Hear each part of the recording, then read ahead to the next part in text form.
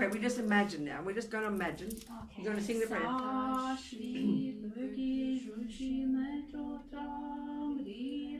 What's this? Jesus. Okay, keep that like that. Okay. So what we're going to imagine as she's singing, worshipping all the objects of all the delicious things of the world, offering to the Buddha as a request for the teachings. That's what we're doing. Okay, you should take it. Okay. And now we're making offering of the representation of the body of the Buddha, the speech of the Buddha, and the mind of the Buddha, creating the cause to achieve all of these.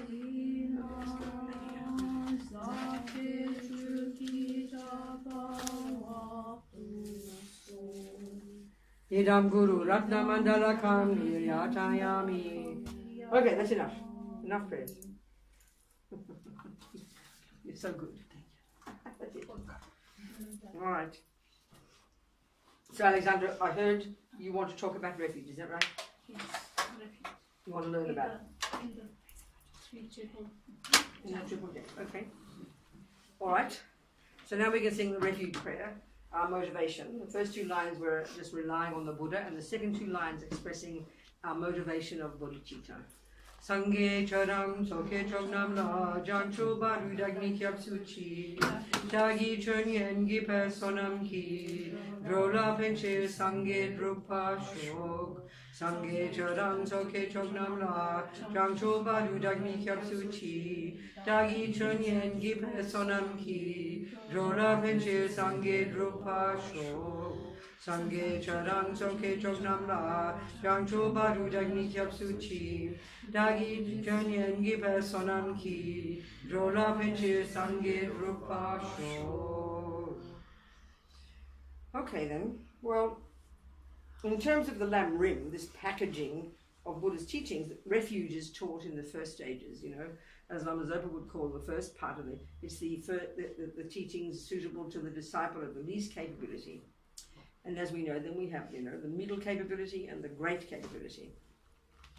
And actually, I like to call it junior school, high school, and university. Somehow it makes us really understand that all of Buddha's teachings are, like the Dalai Lama said, it's like an education course. We don't think of it like that normally. We're not used to thinking that spiritual teachings are like that. But it's really important to understand, you know, that according to the capacity of the disciple. So the very first level of teachings is Buddha exhorting us to control our body and speech. There's no discussion about meditation yet. There's no discussion about the mind. You know, it's learning to be not harm sentient beings. And this is the crucial thing that's necessary. In order for us to want to even understand refuge, you have to understand what, you know, why would you want to take refuge in the Buddha? Well, there are two things. One is because you don't want suffering. And two is because you've checked up and you've got confidence in this person called the Buddha. But the first thing is to understand what suffering is. You have to understand what that means, because this is the basis of all Buddha's teachings. And what this is presented in the very first stages of teachings. It's learning about karma, the law of karma, you know. And this is fundamental. This is absolutely fundamental to understand if we want to say we like Buddhism, if we want to rely upon the Buddha. You know, so this is the part, this is where we can see that Buddha in many respects is profoundly different from other religious teachings, you know. In many ways it looks the same. Here we come, we sing prayers, I'm a nun, holy pictures. I mean, look, far more than Catholics. You have Catholics in Romania, don't you? You're Catholic mostly here, aren't you? No, Orthodox. Orthodox, okay. But this is a really crucial difference. So if you want to be a Buddhist, the key thing I would say is that you really got very comfortable about there's no concept of a creator, you know. I mean, many people love Buddhist teachings. What's happening? I think somebody from Bucharest, we don't know he said he would want to come. Okay. You advertise the teachings. So. We have no place for him to sit. Oh, somebody will. No, somebody will. No, it's okay. You can stay here and we stay. No. That's fine. No problem. Just relax. Please. Are you really sure you can understand my English? Yes. A little bit fast. Well, that's what I'm saying. I mean, don't guarantee I won't go fast. But if you want to have translation, you've got to. If I'm going to talk and you don't understand me, it's a complete waste of time. So Yeah. you really, Da. We can understand. You can understand. Move forward. You can always move forward. Come on, move forward. Don't be scared.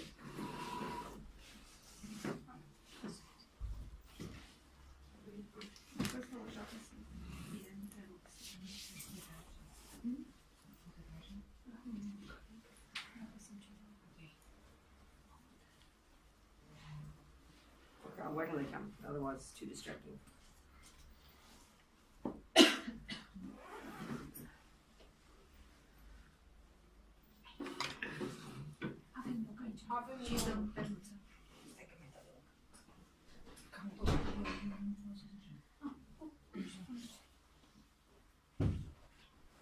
Right, oh, there you go.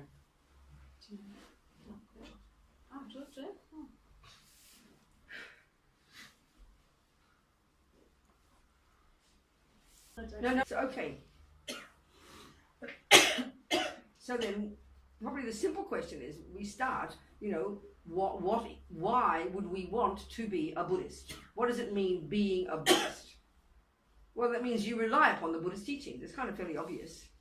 So what is it the Buddha is telling us? What is it? Why would we want to follow the Buddha? What is it about the Buddha? So what's the essence of what Buddha is saying? Well, the essence of what Buddha is saying is indicated by the very word Buddha itself. It really explains the whole job. So the word Buddha in Sanskrit, and the same as in Tibetan, the meaning of the word is very interesting. Like, let's look at the Tibetan word, Sangye, Buddha. Sang means the total eradication from one's own mind of all neuroses, all ego, all attachment, all anger, all jealousy, all fears, all the stuff that we in our normal world consider completely normal. The materialist philosophical view, the views in the world would say a normal person has ego, attachment, as well as love and compassion. That's normal, but not for the Buddha. So the Buddha, the very first meaning of the word is that we can rid the mind, we can get rid of ego and delusions and all the nonsense. Now that's kind of shocking to us, because we feel it's normal stuff, but that's the first point the Buddha's making.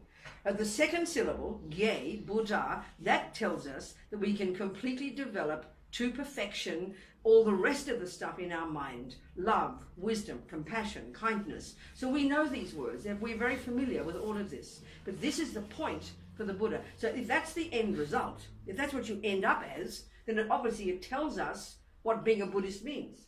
A Buddhist, an actual Buddhist, is the person who learns to know their mind, because this stuff is in the mind. Anger is in the mind, love is in the mind, compassion is in the mind. So then we need to learn to know the mind. That, and the Tibetan's point here. That's the job of being a Buddhist. Looking at nice pictures, being a thing, singing a prayer, having a bald head, that's not being a Buddhist. Doing malas, that's not being a Buddhist. Living in vows, that's not being a Buddhist. The actual job of being a Buddhist, the essential job, is working on your mind. Becoming less attached, less angry, less crazy, killing less people, telling less lies, doing less things that harm sentient beings, and changing our mind. And then developing the good qualities. That's the essence of being a Buddhist. And if we do all these other things, you're not being a Buddhist. You look like a Buddhist, but it's not being a Buddhist. So these all have a function. Having vows has a function. Prostrations has a function. Prayers has a function. And they are to help us do the actual job. This is really important to understand, A Buddhist isn't a person even who, I take refuge in the Buddha, therefore I'm a Buddhist. Not true. The reason you rely upon the Buddha, the reason you do these things, the reason you become a nun, the reason you have vows, the reason you do prayers, the reason you do mandalas, the reason you do all of these things is they are tools to help us do the actual job of working with our mind. As Lama Yeshe says, be your own psychologist. That's being a Buddhist. That's the essence of it. So if we don't understand that, then we're just being stupid. We don't know what we're doing. Why are you relying upon the Buddha, So then the key point is, Buddha says that's what we're capable of. Now, and it's very interesting. I always notice in the world, we all ask the same questions. But I remember in New Zealand, one time, one man, a scientist in fact, he asked this one question that it's a perfect question. Nobody else has asked it, as far as I'm concerned, for me. But this guy, it was very interesting. He said, who revealed the teachings to the Buddha? So when I answered him, and he was shocked, my answer was, would you ask Einstein, who revealed the teachings about relativity and E equals mc squared and science? Of course you wouldn't ask that. Because why? Because you know Einstein is a person who uses his intelligence, who observes the world and has decided and has observed that relativity is the way things are. E equals mc squared, or everything else he talks about in science. So he presents his findings. He says, this is reality, this is my methodology, and now you have to go and prove it. Well, Buddha's absolutely the same. And this is where the crucial difference between our having confidence in the Buddha, our having faith in the Buddha, and our having faith in Jesus Christ, for example. This is the huge difference. So as we, and this is when we understand this, we understand why we want to be a Buddhist. Because we have confidence, this person called Buddha, who lived 2,500 years ago, who's this person who did all this work, and who finally himself rid his own mind of all delusions and developed his own mind to perfection. And he no one revealed that to him. He didn't get the information from on high, from the sky, which is how we think of religion. He did the job himself, and that's the point about the Buddha. He's not a creator. There is no concept of creator in Buddhism. There's no equivalent view. In fact, Buddha disagrees with that. He says it's mistaken. It's a mistaken concept. He's not complaining if you believe in God. Oh, sweetheart, no, I'm okay. Cool. Thank you, Charlie. So that's the crucial thing about the Buddha. So, if we feel we like the Buddha's teachings and you want to formally take refuge in the Buddha, that's got to be the basis. But this Buddha is not a creator. He's not like Jesus, who was the manifestation of God on this earth. He's not like that. There's no concept of creation in Buddhism, and therefore there's no concept of, you believe in something. And that's the usual way we think about religion. You believe in it because you can't prove it. That's not Buddha's point. And this is really important we understand this. So, because the Buddha was an ordinary person like you and me, who did this inner work, who went into his mind using these amazing techniques of these Indians before him, they're the ones who developed single point of concentration. The Indians, the Hindus, were extraordinary, great philosophers and thinkers and yogis already. And Buddha went through all that system, went as far as he could go, and then he went further, as far as he's concerned. And then but he did the job. He didn't just believe in something. He wasn't. So therefore, our attitude as a Buddhist, for me personally, I never say I believe in Buddhism. I believe in reincarnation. I believe in karma. Because I think we get intellectually lazy. Oh yeah, you can't prove that, so you believe in it. That's the view. When I was a Catholic, that's how it was. You can't prove God to be right. That's the worst arrogance you could ever imagine. But that's not the Buddha's view. That's not the Buddha's view. So when we understand that, it gives us a starting point, So our job of practicing Buddhism, we can know all the words, but if we don't do it internally, it's completely wasting time, And again, we understand that in the modern world. No one says they believe in relativity. No one says, oh, I believe in mathematics. We don't say, I believe in botany. We'd be laughed at. You learn botany, and then you can apply the rules. So this is the fundamental about the point for Buddha. So the basis then of deciding formally that you want to rely upon the Buddha is that you've listened to the teachings, you've read the books, you've thought about it, and you've got some confidence in this person, this historical person. You've got some confidence that those teachings, there's something there that makes sense to you, you comprehend. You've got some confidence in it. And then you decide, as particularly the very first level, is that you're sick of suffering. And if you're sick of, and then, because Buddha's teachings are, there is suffering, there are causes, you can get rid of it, and how to do it. It's very practical. So this is, even the basic level of suffering. At the very first level, when we learn about refuge, it's not about the deeper levels of suffering. In this whole packaging of the teachings, as we know, called the Lam Rim, there's one really nice way of presenting that, and there's a good analogy in Buddhism, and I use it a lot, and it's very helpful, that a bird needs two wings, wisdom and compassion. So the wisdom wing is all the first part, is all the very beginning stages, the lower scope and the middle scope. And that's junior school and high school, if you like. And that's the basis of all the Buddha's teachings, where we learn about karma and we learn about the mind. That's the substance of Buddha's teachings. The compassion wing is where, on the basis of the wisdom wing, where you put yourself together, you learn to control your body, you learn to control your speech, you learn to control your mind, you become a clear, disciplined, stable person. And from this, you become more stable, more content in yourself, and then on the basis of this, you can now help others. But the actual substance of Buddha's teaching is in the wisdom wing, about karma and the mind. This is what we have to have a basis for. And that's the basis of our wishing to rely upon the Buddha. Because they're the tools we want to use. To do what? Because I'm sick of suffering, I want to get out of suffering. That's the main basis of taking refuge in the Buddha. That's why in the teachings they use the analogy of going to a doctor.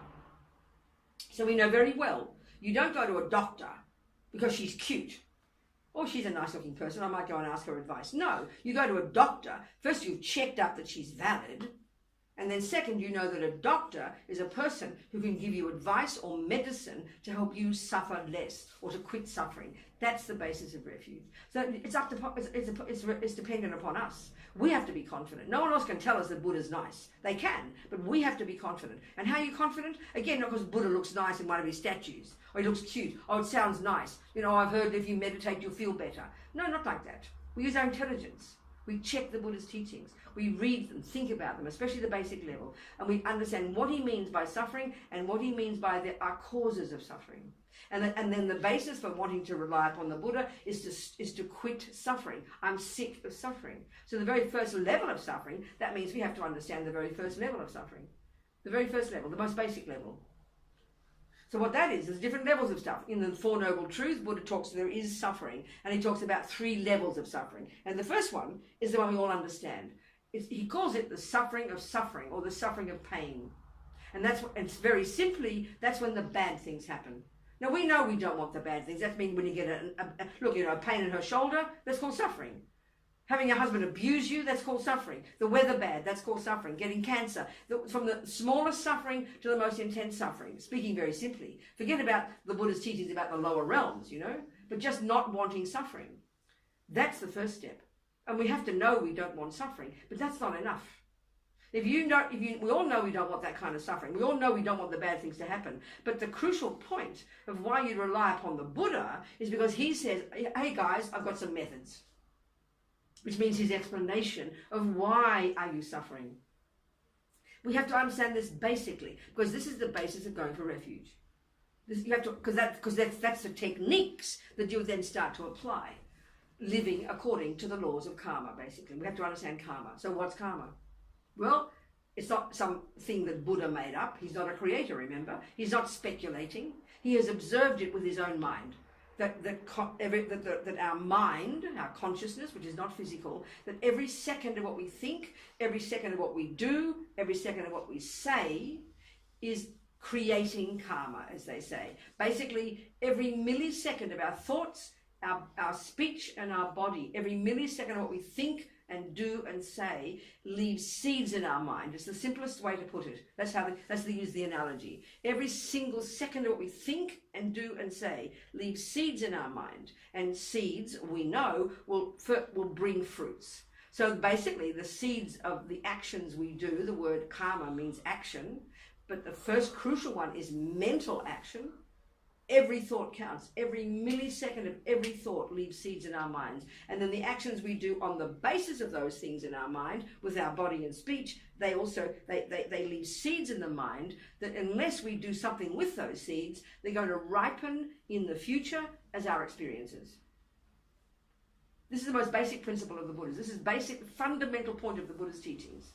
Many people who like Buddhism don't even know about karma. They think, oh, that just doesn't matter, some weird idea. You have no idea what you're talking about. Karma is the basis, the fundamental point of Buddha's teachings. The first one. So that's why the very basic level instruction, the very first level of instruction in the very first level of the teachings, in the junior school level, the lower scope, is to simply stop killing, stop lying, stop stealing, stop criticizing other people with your mouth. Stop things with your body and stop harming sentient beings with your speech. There's no discussion about the mind yet. Almost not. A little bit Buddha begins to discuss controlling our mind, but the main emphasis with karma is to at least refrain from harming sentient beings. So why would we do that? What's the reason? What's Buddha's logical reason? Why would he ask us not to kill, not to lie, not to steal? I mean, it seems the same as your grandmother would say. Behave nicely, she'd say. Don't do that, don't do this, don't do that. We're used to that. And it's the same as if I'm a Christian. But this is the difference. I always quote this. I have a Jesuit priest, a Catholic priest, friend. And I said to him, I asked him, what is, by definition, what is a sin? As we call it in Buddhism, maybe a negative action, we might say. Well, he said the main thing that makes something a negative action, the main thing that makes it a sin is because God said not to do it. So we never think this through, but this is a really crucial thing to understand. So I think that's our view of morality. When someone says don't do this and don't do that and don't do this, then we think it's information from on high. It can be our mother, God, the police, the judge, the laws of the country. We feel like it's information squashed on top of us, and someone says don't do that. And what that means is, if I do it, I'll get punished. And if I'm a good girl, I'll get rewarded. That's our view of morality. Well, Buddha doesn't have that view. That's not the way Buddha talks at all. It sounds the same. Jesus says don't kill, don't lie, don't steal. Buddha says don't kill, don't lie, don't steal. But what's the reason? Completely different reason. There's no discussion in Buddhism about because Buddha said.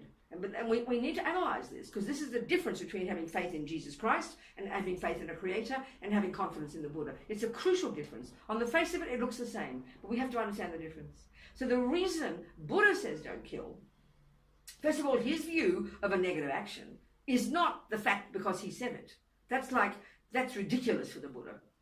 He's like a doctor. And if you go to your doctor, when she says to you, don't smoke, otherwise you will get cancer. You don't say, you mean you will punish me with cancer if I smoke? We don't think that. We would laugh, But that's how we think of religion. But that's not the Buddha's view. Buddha is not a creator, therefore he does not punish and he does not reward. There is no philosophical concept like that in Buddhism. And we need to understand this properly.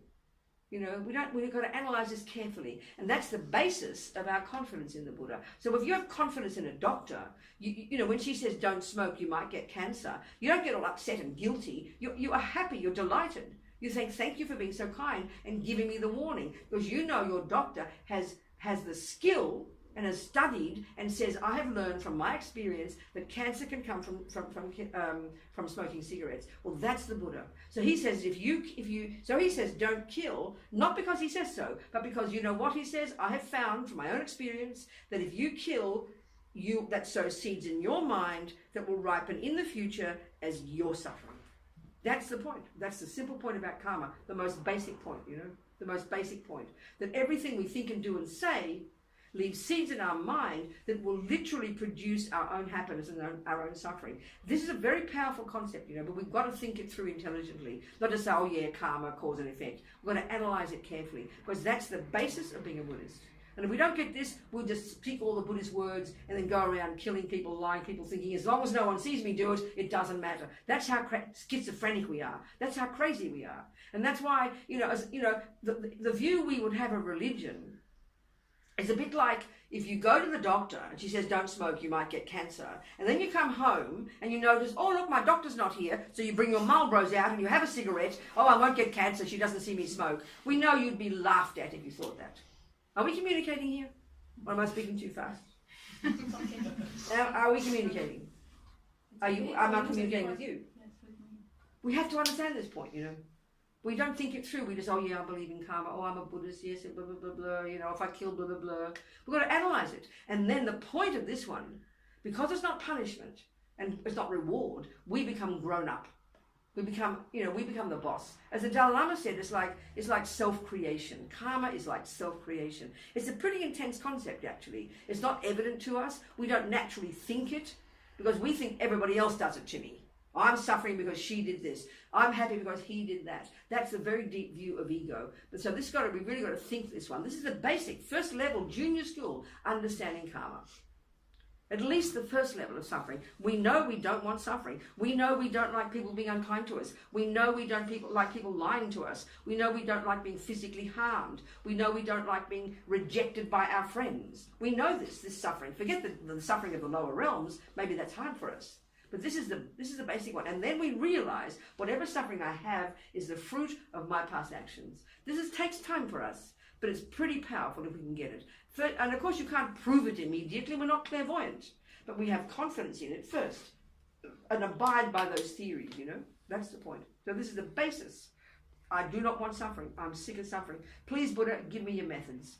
So his first method, abide by the laws of karma. That's the first level of practice. As Lama Zopa says, the immediate, urgent level of practice. Immediate. That's the first one. There's an addiction in the whole world, especially in some countries where we think, oh, Buddhism, mindfulness, I'll walk around watching our breath, It's very fine, nothing wrong, but that's high school. Meditation is high school. That's more advanced. You can't control your mind until you can control your body and speech. And we don't get this. We don't think it's important. But this is the Buddha's point. Our body and our speech, what we do with our body and what we do with our speech is what impacts upon others. It causes them suffering, but that's what causes us suffering. So this is kind of important to get, to think this through logically. And this is the first step in instructions that Buddha would give you. When if you're going to rely upon the Buddha, the first medicine he will give you is back off, please, Robina, and don't kill. There are 7 things he gives us. First little 7 baby things. First 7 things. The beginning, 7. There's 3 more about the mind. But the first one is, he says, you don't misuse your body to harm sentient beings. That's the medicine he will give you at the first level, junior school, grade 1. As Lama Zopa says, that's the most urgent, immediate level of practice. Forget about meditating. Forget about that. This is the first one. Because every bit of suffering we ever have is the fruit of actions we have done in the past that have harmed others. So this first level of practice, these 7 actions, one is called killing. So these are actions, they're the ones that will harm me, but the crucial point about these actions, they're the heaviest negative ones because they harm others. They're not the only ones. It's not only actions that harm others will also harm me. Everything I do with my mind harms me or brings me benefit if it's virtuous. So then this first level, though, Buddha says, at least refrain from doing the actions that harm others. So at least don't kill. At least don't steal. Take the ungiven. The Tibetan is very delicious, and the English translation of the Tibetan word for stealing is to take the ungiven. It's very direct. Don't take the ungiven, and don't misuse your body based on sexual attachment. Don't cheat on partners, take someone else's partner, or don't, as His Holiness always says when he gives refuge, don't rape, 3 of the body, just 3. There's more that would harm others, but they're the main ones, the serious ones. Then 4 of our speech. Now this is the one mostly for us most humans. In this room, we might not go around raping and killing too many people. But look at our speech. And in our culture, we don't think speech matters. I can say what I like, we'll say. So what it means by matter, this is the crucial point about karma that takes us time to understand. See, our view of morality is very instinctive, and it's the ego's view. It's a ridiculous view. It's this idea that if I'm seen to do something naughty, someone will punish me. So, of course, if they don't see me do it, I won't get punished. I got away with it. There's no concept like that in Buddhism, and this is what takes us time. So with our speech, look at us. We abuse people. We especially talk bad things about people when they're not there. That's the most favourite of all. We talk about our people at work. We talk about our family to each other. We talk about Buddha's friends to each other. We're always behind backs, finding fault. This is one of the heaviest ones. This is the one that causes so much disharmony. So we misuse our speech. We lie. We talk bad things about people behind their backs, politicians, everybody. And we think it doesn't matter. Doesn't matter means there's a seed you put in the ground that doesn't bring any result. Well, we know there's no such seed. There can't be a seed that doesn't bring a fruit. One seed will either bring a fruit or a weed. Think simply. So all seeds matter. Everything you put in a garden matters. But we don't think that about our speech. We don't think about that because we think of it as punishment. So if no one sees me, I didn't do anything wrong. We're very crazy, The Buddha says no. Who cares if anybody sees you plant a seed? It'll bring a fruit. It's a natural law. And that's the point about karma. When we understand karma as a natural law, this is very shocking for us. We're used to thinking God's law or, natural law, and we think of natural law as science. No, Buddha's teachings, karma is natural law. He didn't make it up. He's not speculating. He doesn't reward. He doesn't punish. It's not just some vague idea. It's in the texts. It's incredible. In the literature, it's so deeply understood and taught, and not just from the Buddha, and these Hindus before him, these great yogis and philosophers, The view of karma has been around for several thousand years. And it's extraordinary, amazing view of the universe, basically, of why suffering, why happiness. Because we're so used to the Christian idea that God has the plan, So we do what God says and we'll be okay. I'm not criticizing, nothing wrong, you lead a good life. But that's not the Buddha's view. We've got to understand it ourselves, because we have to apply these laws. We're the boss, not Buddha. So the minimum about karma, first level, entry level, junior school, which is the basis of turning to the Buddha, which is the basis of taking refuge, is to have a comprehension, at least theoretically, of the concept of karma. That Buddha is not a creator. Buddha does not punish. Buddha does not reward. There was a regular guy like you and me who did this incredible work internally and himself became a Buddha. rid his mind of all the rubbish, grew all the goodness. So that's the kind of person we want to have confidence in. If that's valid, if that's true, if that's possible, then he's going to be giving good advice. He says, this is what I did, over to you, this is what you can do. And that's up to you then, to abide by the laws of karma. That's the first level. Speaking in very traditional Tibetan words, you know. That whatever we do, whatever we say, and whatever we think leaves seeds in our mind that produces the very person we are. I mean, psychologically, it's quite a sophisticated concept. And even if you don't think of other lives, it's very powerful. I mean, it's sort of evident. If you sit there all day in your house and no one else is there, and you scream and yell at the television and scream and yell about your next door neighbour, and you're cursing the news when you read it, who do you think has been exhausted by the end of the day? No one heard you. You've destroyed yourself by the end of the day. It's very obvious what we do with our body and speech impacts upon us. And therefore, when we subdue our body and speech in junior school, we can now go to the next level of practice and actually become a Buddhist, be our own therapist, as Lama Yeshe puts it, unpack and unravel and become familiar with the contents of our own mind. And that's what we study Buddhist psychology. But this first level is the laws of karma. Pretty basic, but fundamental. So then when we thought about, in the beginning, it's impossible to prove this to be true. You can prove it to some degree. You can prove to yourself that your cursing and yelling and shouting all day will exhaust you and make you miserable. That's provable. Proving a future life, that's not immediately obvious. But the principles, we can learn the theories. You can't prove any theories from the beginning. If you study any complicated series of ideas, you can't prove it immediately. You have to have confidence first theoretically. That's the first level here. But the essence of the view of karma is that I produce myself. What I say and what I do and what I think produces the person I become. And I think we can prove that in day-to-day life. That's pretty evident. Future lives, that's more subtle. But if you make sure you see yourself, if you control your mind, if you don't have too many, you try not to be too abusive to other people, you try not to lie or steal or kill other people, you will become more happy. I think that's pretty evident. That's good enough. I think you can prove even that one. More future lives, that's more advanced. Clearly it is. But to understand the principles is the basic basis of your wish to rely upon the Buddha. That he's not a creator, that he's done this job himself, and these are his theories, and this is it. And this will be the advice. If you rely upon a doctor, you take their medicine. This is the first medicine. Abide by the laws of karma. So any questions about that first, before we go further? We'll talk about the qualities of a Buddha and the basis of refuge.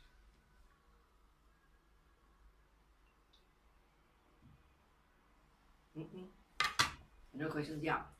What is about the mind before the action? What, darling? The mind before the action. You have to say it a bit more clearly for me. I don't understand your point. I'm so sorry. You said, if it is the action, it is the reaction of the karma. It is the mind. Before that, mind is possible to be before that. The origin of the mind, like that. I don't understand the question. I want to understand you, so please say more. Make it more interesting. Spell it out. Spell it out to me. What are you saying? Conform karma, karma este acțiune. Și dacă facem acțiunea, producem și karma. What's the question? Există What's his question? No, he said that according to Buddhism, we have you said the thought, and then we have the action. No, dacă avem acțiune, avem karma. If we have the action, according to Buddhism, if we have action, then we have karma. Putem să avem mintea înainte de această acțiune? Can we have the mind before this action? Can we have the mind There is no action of body and speech unless it is preceded by the mind. It's not possible. Body and speech have no power on their own. They come from the thoughts. We don't notice they come from the thoughts because our thoughts are so programmed, are so instinctive. We're born, as we understand from Buddha's teachings, we are born, we come into this life at the time of conception in our mother's womb, completely programmed with all of our personality, with our habits, with our tendency. So that in this life, we don't even notice that our mind comes first. We just do things and say things, don't we? We're so unconscious. But it's not possible for the body and the speech to do things without first being compelled by the thought first. The thought has to come first. We just don't notice because we're so instinctive. It's impossible to have a body or action without the thought. Impossible. Impossible to create karma with just your body and speech. It's got to be having the thought first. But it doesn't feel like that because everything's instinctive. I mean, look at us when we're eating food. We're not conscious. We don't even think we're thinking about the food and shoving it in the mouth, you know, because we're so instinctively programmed. So it is not the mind with karma, no? Pardon? Adică nu există minte fără karma. So there is no mind without karma. There's no karma without mind. The law of karma is this law that for the Buddha that runs the universe. All sentient beings live within the law of karma. The law of karma is a natural law, and what it means is, starting with the main action, karma action, the main one is intention. I will. The main one is intention. I will. So if you see me walk out that door, my legs will stand up and I will turn left. You can guarantee that there is first the thought, I will walk out that door. So that's an easy action to see. And we're having a million thoughts a second. We're having a million intentions a second, and they're mostly instinctive. You know, we're born with these instinctive habits because we practice these to perfection in past lives. But they're driven by the mind is the first one. The mind is the one that creates karma, and the mind is what purifies karma. The body and speech are the servants of the mind, basically. Does that make sense? Yes. Is that answering your question? Okay, good. Can I? Yeah. O să spun o mică poveste ce mi s-a întâmplat. He wants to say a story that happens to him. No, I don't want to hear a story. We've got no time. No, it's about the mind and then the action. I know, but it's okay. We all have examples, and maybe you don't need to give examples. So, Okay. If it helps you understand it, that's good. yes. But you want to tell us something. I don't know what's happened over that time. What? Eram la... So why don't you please make it a question? It's better for everybody if you ask it as a question. Or present... What's the question? Question, ok. What's the question? Poți să spui în română și traducem mai... Da. What's the question?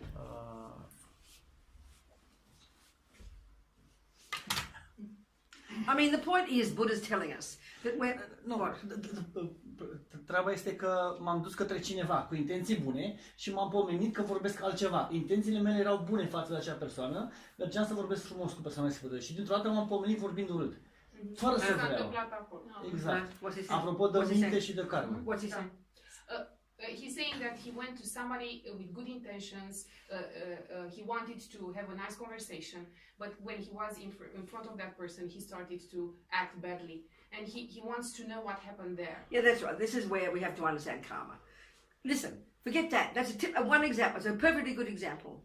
But the point is, it's we are already from the time your mind came to your mother's womb at the first second of conception. That's when you came programmed with all your tendencies. Already programmed from countless past habits of countless past lives. You did not begin as just like a nothing person and then your parents began to treat you a certain way. So whether you're Hitler or Mother Teresa, we come into this life, or a lion, we become into this life completely programmed with our tendencies. And that's why if we don't know our own mind, no wonder we are crazy. You know, in other words, the lesson from that is because we're not familiar with what is going on in our mind, we mean well, suddenly, and then there's some karma between you and this guy, and before you know it, you're behaving badly. Because it shows how unconscious we are, and that's a good example. So that's just a simple example. But I mean, look at animals. They're born programmed with a habit. I mean, there's a certain kind of, we're all programmed. We mostly have no awareness of what we're doing. What we call, in our world, psychologically, what we call instinct. That's the habit of having said or done something that often that you just do it automatically. And that's how deeply we are all instinctively programmed, Buddha says, with habits to kill, lie, steal, be negative, be harmful, have crazy thoughts, So that's proving Buddha's point. That's why in the second level of practice, we have to learn to get single point of concentration. You understand? Yes, learn meditating so we can start to control the crazy mind, because the mind's the boss. But the beginning one, he says, at least make a vow every day. You learn the lesson from that. Okay, that person could be trouble for you, so I'm going to watch my mouth. I'm going to do everything I can in my power to shut my mouth. This already is so hard, isn't it? Just to shut our mouth. Forget killing somebody. So that's the point, because it's so instinctive in us. We're not aware. That's our problem, We should be so it's a big wake-up call. It's good for you to realize that. Do you understand? Yes. Do you understand? Yes, thank you. Any other questions? Okay, so then let's just look a little bit more at karma, then we can talk about refuge, because we have to understand basically karma is the basis. Karma is the medicine Buddha will give you. If you want to go turn to the Buddha, I rely upon Buddha, Dharma, Sangha, and that means you've got to find the medicine. What's the medicine? It's called the Dharma. And what's the Dharma? Abide by the laws of karma. Not some holy thing, you know. Basic level of karma, of Dharma is that. So the basic thing about karma then, everything we think and do and say sows seeds in our mind that will ripen in the future in either of two ways. Keeping it simple. Happiness or suffering, you know. There's a third kind, they call it neutral. Forget neutral, boring. Happiness or suffering. So we know at the most basic level, I don't want more suffering, please. We know that one. So the solution, stop causing more suffering. What causes suffering? Harming others at the first level. There's much more subtle than that as we become more, as we develop in our practice. But this is the basic level. And think about this. If we could spend our day, you're such a good example, that speech. You haven't meant well, you know? And that's a speech. You didn't kill the guy. You understand?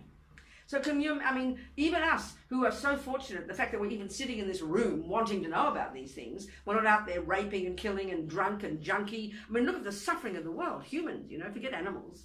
Driven by their crazy habits. They're born with those habits. There's no control. So even if we can imagine in our day, at least attempting not to kill the ant, to avoid the mosquito, to try and not harm that sentient being, to try and control our speech, to try not to criticize other people, to try not to lie. This seems so simple. It almost seems like silly, you know, so simple. But it is profound because you're training yourself. You're training yourself. And that's Buddha's first level of practice. It's very simple, not complicated. It just seems kind of boring. Oh, I want to meditate, please. Well, you can when you control your body and speech. Then you can meditate easily. So the junior school practice is you control your body and speech. High school practice, when you start to go to the second level, the middle scope, where you learn the deeper level of understanding the suffering, which is the delusions themselves. It's the delusions in the mind, and that's the key distinguishing feature about Buddhist psychology. Buddha's view of the mind is so precise, is so distinct, but most of us, we don't study it, we don't understand it. When we hear the words like, you know, for example, Buddha's model of the mind, he talks about negative states of mind, positive states of mind, and neutral states of mind. There's no fourth category. Of all the contents of this crazy mind of ours, it's a particular way of presenting the mind, you know, and it seems almost too simple.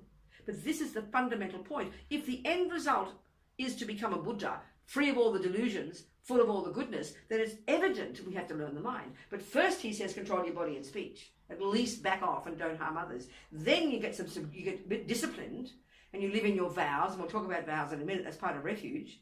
That's crucial, absolutely vital. Then we can go to high school, go to the middle scope, and we can start to get some concentration, start doing some mindfulness, and start to then, on the basis of learning Buddhist model of the mind, Buddhist psychology, we can then learn to distinguish in here before all the thoughts come to vomit out the mouth, you know, before we have uncontrolled. That's the point. And that's so we first control the servants of the mind. I like to put it that way, our body and our speech. And you just have to make a decision. You've got to watch your speech every day.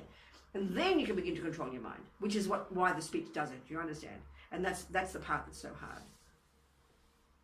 So, okay, we'll go say more about karma in a minute, but let's just look at the Buddha Dharma Sangha. So this is the basis of wanting to rely upon the Buddha and his teachings.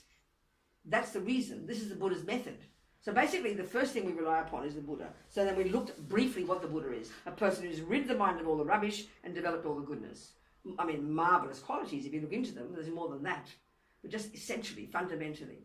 And then the Buddha we rely upon. So that they talk about you rely upon absolute Buddha, they say, which is the actual meaning of the word Buddha. Then you have relative Buddha, absolute Dharma, relative Dharma, absolute Sangha, relative Sangha. So a simple way of talking about what it means by absolute Buddha, you know, sounds a bit abstract, is the actual meaning of the word Buddha is referring to the mind of a Buddha. So as we know, fundamentally, Buddha's view is the mind is not physical. There's absolute certainty for the Buddha. The whole of Buddhism would be utter absurdity if the mind is not physical.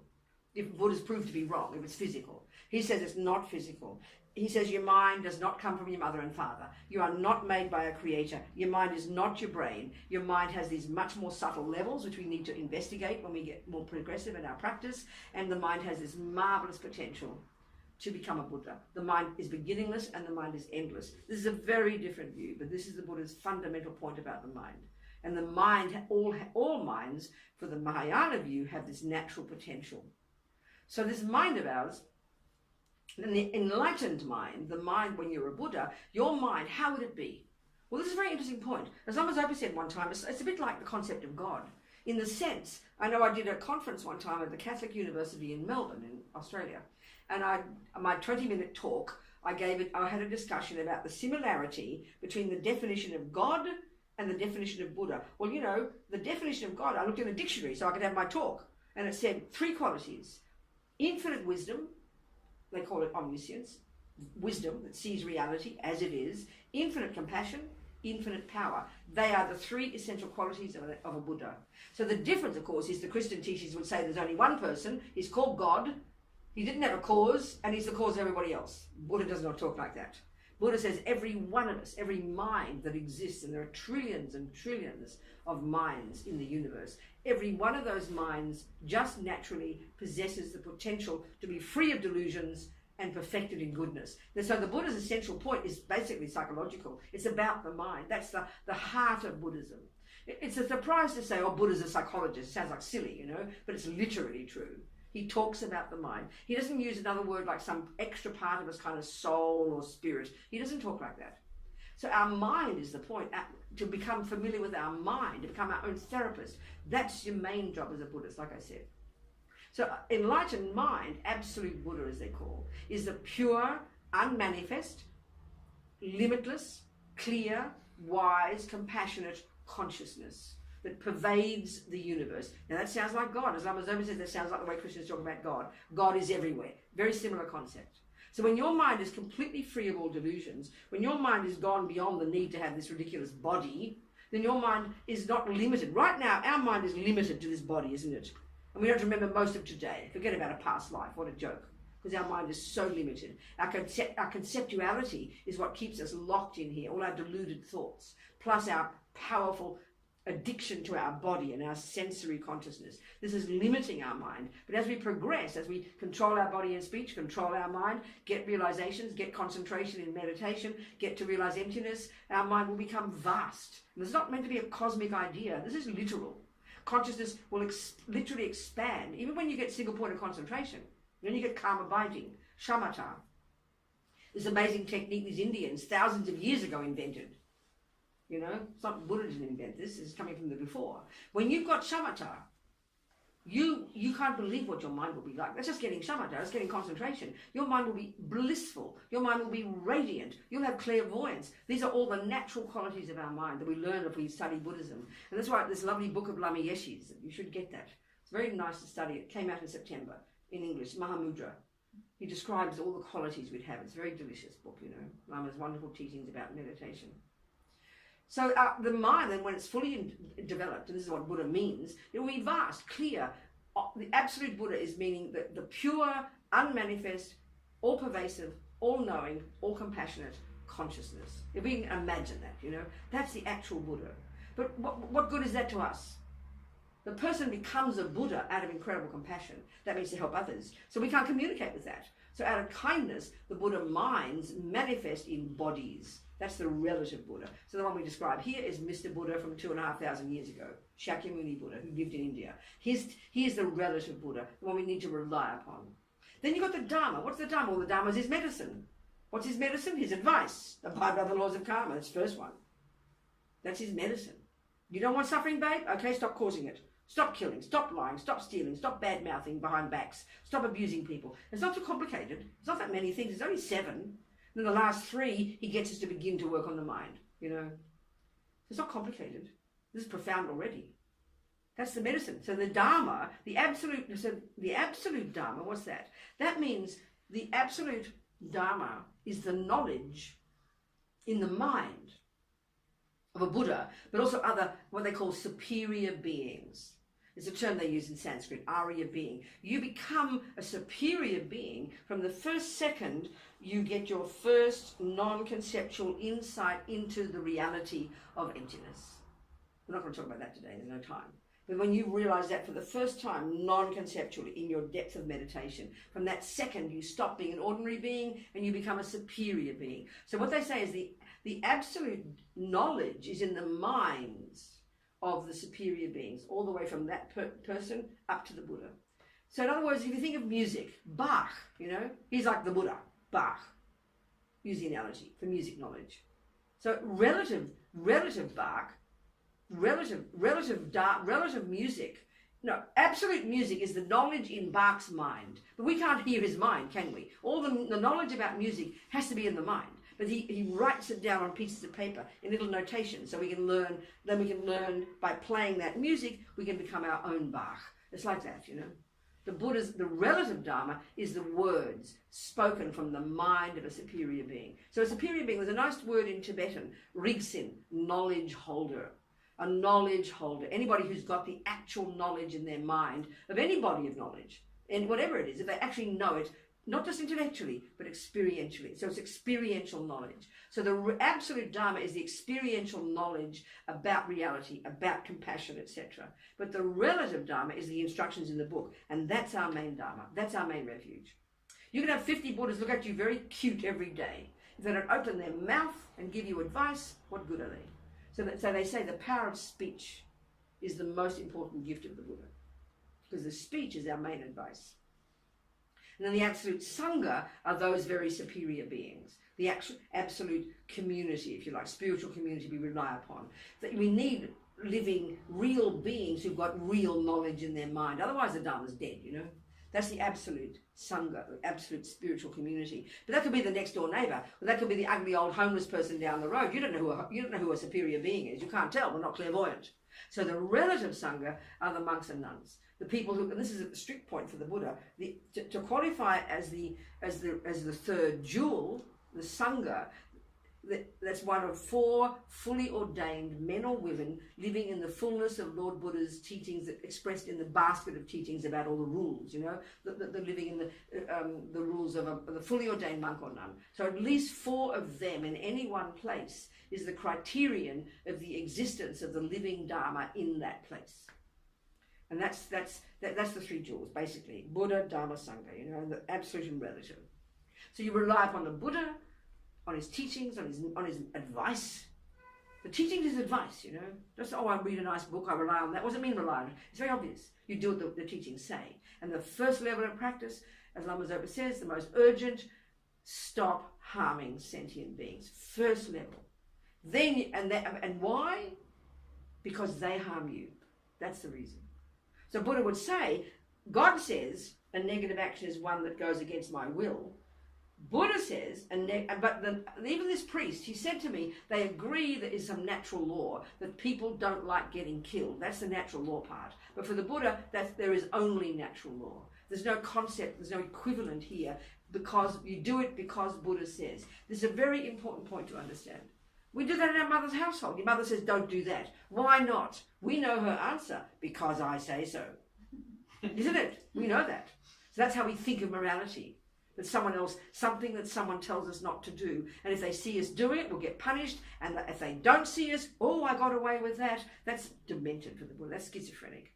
Not like that at all.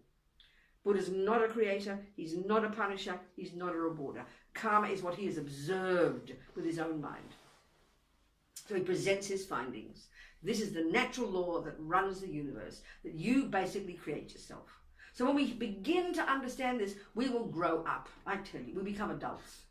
And until then, we're victims who like to blame everybody else for our suffering, you know. But when we get the view of karma, it's kind of profound. But it's the hardest one, even though it's junior school.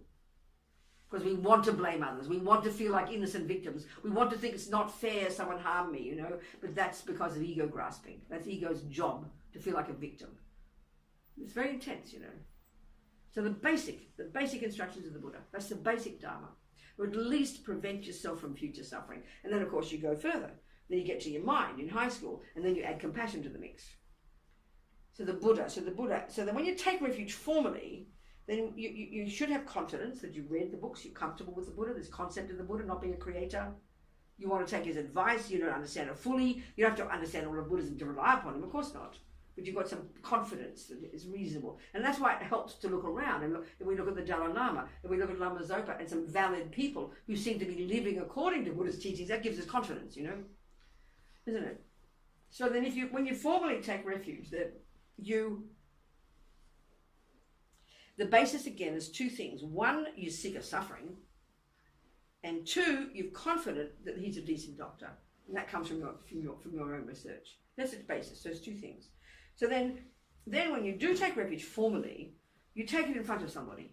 Because the Buddha's not here, he's dead, you know. So we need a person who, for us, represents the Buddha. So in our organisation, in the FEMT, Lama Zopa gives permission to some people Lama Zopa gives permission to teach, and he gives permission to some people to give refuge formally. You know, so then when you do that, when you have a person coming here next time or whatever you want, there might be a person who's qualified, but you have to like that person. You've got to be confident that person is a person you respect, that person is a person you'd like to see as if you like, because you see them as one of your teachers, so you need to respect that particular person. You don't just take it from anybody, you know. That's important to know.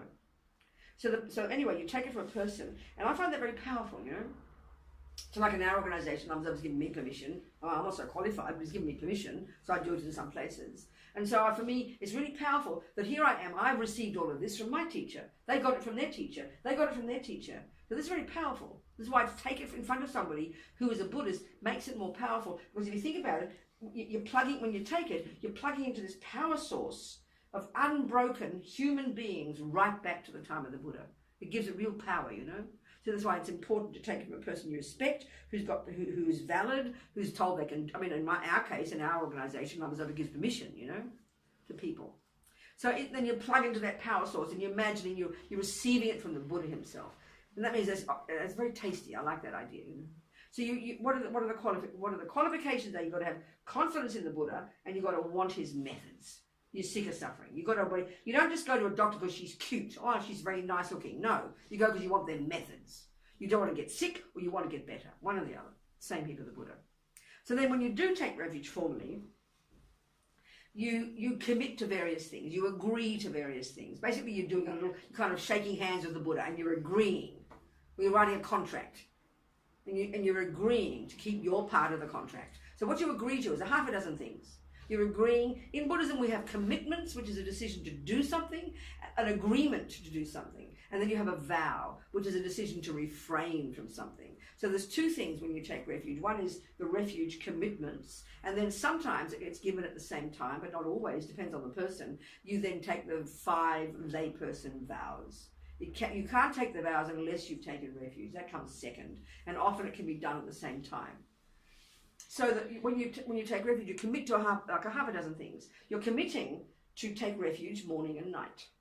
You're reminding yourself that you're a Buddhist. You say, I take refuge in Buddha Dhamma Sangha 3 times. Boom, you've just done it. You can do more than that, of course. You're committing to make offerings to the Buddha. You're committing to make offerings of the first mouthful of your drink and food. It's a good reminder to stop us from being attached. It's a really nice little practice, you know.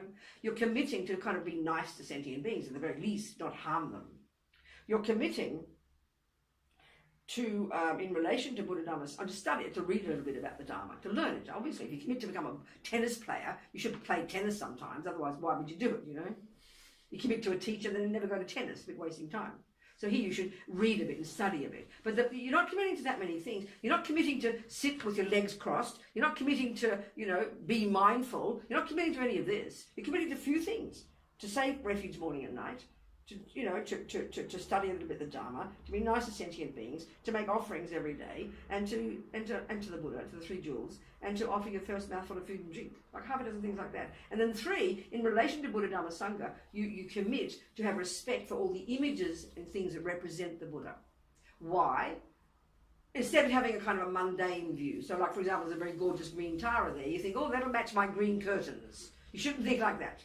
You don't think it in a mundane way. You don't think it in terms of value. You try to see it as a manifestation of the Buddha himself, of herself. That's a very powerful idea. It forces you, when you see it, it reminds you, that's all, it reminds you of what you're trying to become. So it's a really good attitude. It keeps your mind very open. Second, you have respect for all the the things of Buddha's words, like books and CDs and DVDs, even your computer, your iPad, it's got Dharma in it. So then this is why, especially an Asian view, but it's got a lot of meaning. The things you respect, you put them up high. I think we understand that. If you've got this fancy new silk shirt, you won't just sit on it on the ground or put your feet on it, you'll be insulted. That was my special shirt, don't do that. If you've got a beautiful picture of your family in a lovely special frame, you won't just chuck it in the drawer. unless it's your ex-husband, then you might. You understand? Do you respect it? Because it represents, and that's it's really an important attitude. And you represent anybody who lives in vows. This is often difficult for us, especially if we don't like them. If they're mean to us. That ugly monk, how can I have respect for him? Because he's keeping the Dharma alive, whether you like him or not. This is not so easy, because we're so personal, in our culture. So that's it. That's Buddha Dhamma Sangha, okay? And that's the basic for taking refuge. Just brief. Haven't discussed the vows yet, but any questions, please? This is really just basic. Is that what you wanted? Is that what you wanted? Is that what you wanted? Maybe more? You have to ask me some questions then. It's up to you. Ask me some questions. Ask me some questions. I mean, I'm happy to talk all day and night. You have to ask some questions as well. About the ultimate level. What do you mean ultimate level? What do you mean, darling? Ultimate level? To go in not only the basic refuge. But you asked me about refuge. This is a basic refuge. It's a start. So clearly it's obvious if you're relying upon the Buddha Dhamma Sangha first, when you first decide to become a Buddhist, this is the basis. Having conscience of the Buddha, knowing what's suffering, but obviously as you progress in the teachings, you learn more. So then obviously you rely on the Buddha all the way to enlightenment. It's pretty clear. You asked me about refuge. I'm telling you about refuge. If you want more teachings, that's discussion. That's different. We have a question here from, good, go on.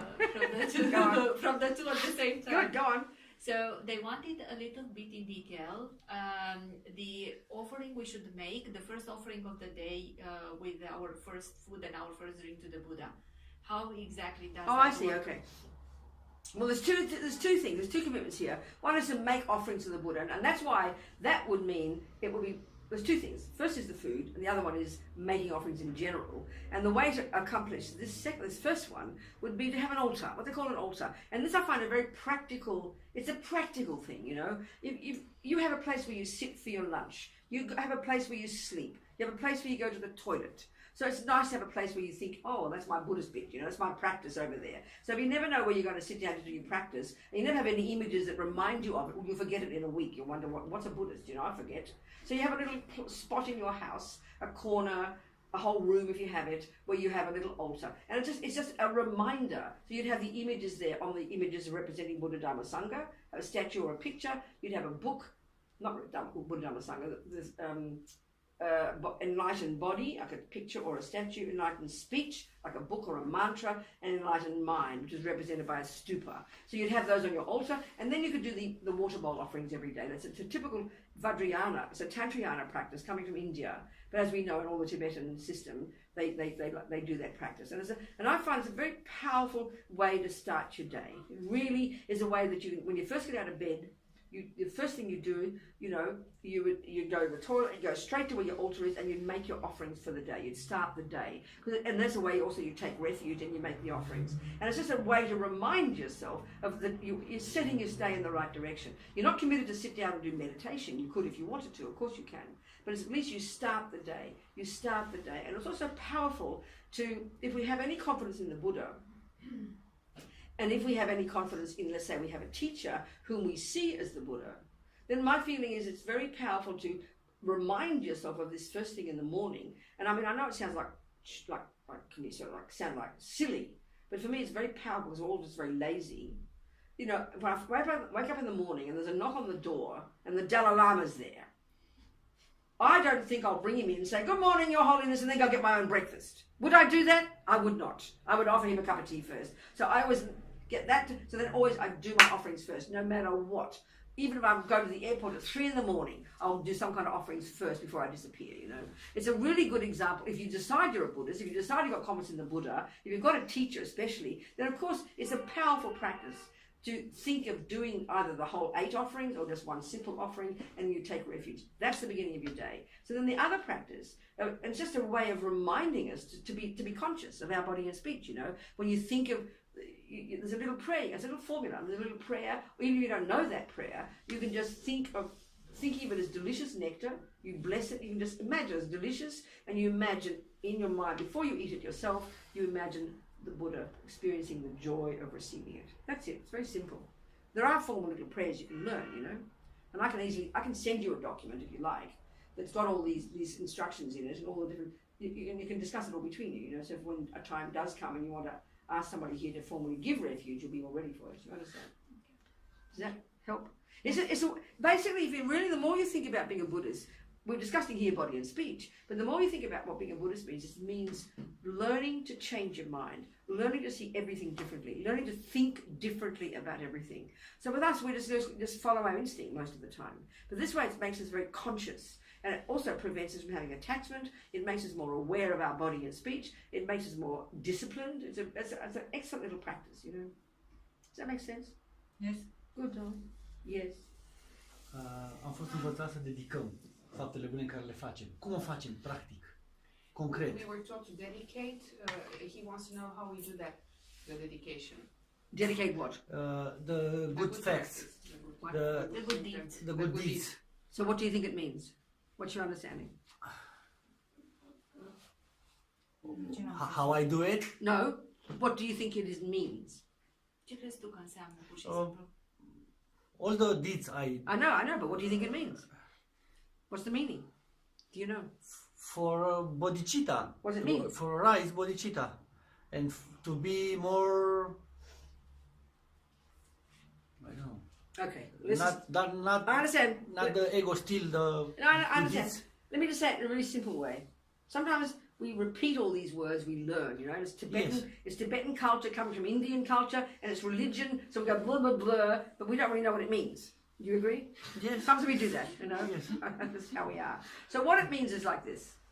In the beginning of doing something, you decide you're going to have what they call a motivation. Yeah, we know all that word, don't we? You have a motivation. Well, what that means is, we say, the Tibetans will say, set your motivation.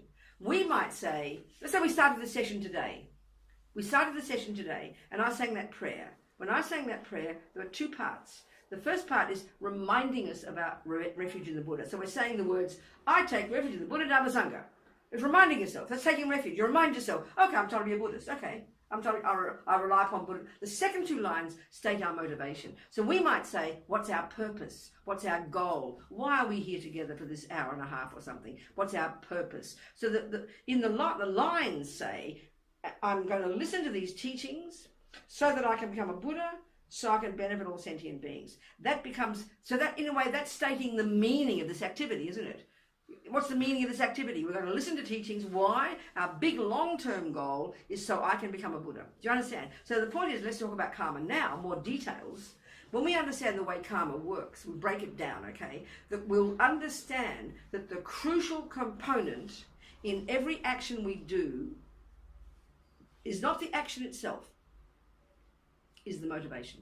And I'll go into this in a minute. I'll explain it. So in the beginning, this activity we did, we motivated. We're going to listen to these teachings so we can become a Buddha, so we can benefit sentient beings. That's called bodhicitta, isn't it? So we just state it. Boom. That's our motivation. So the dedication at the end is all you're doing is reminding yourself, what did I do this action for?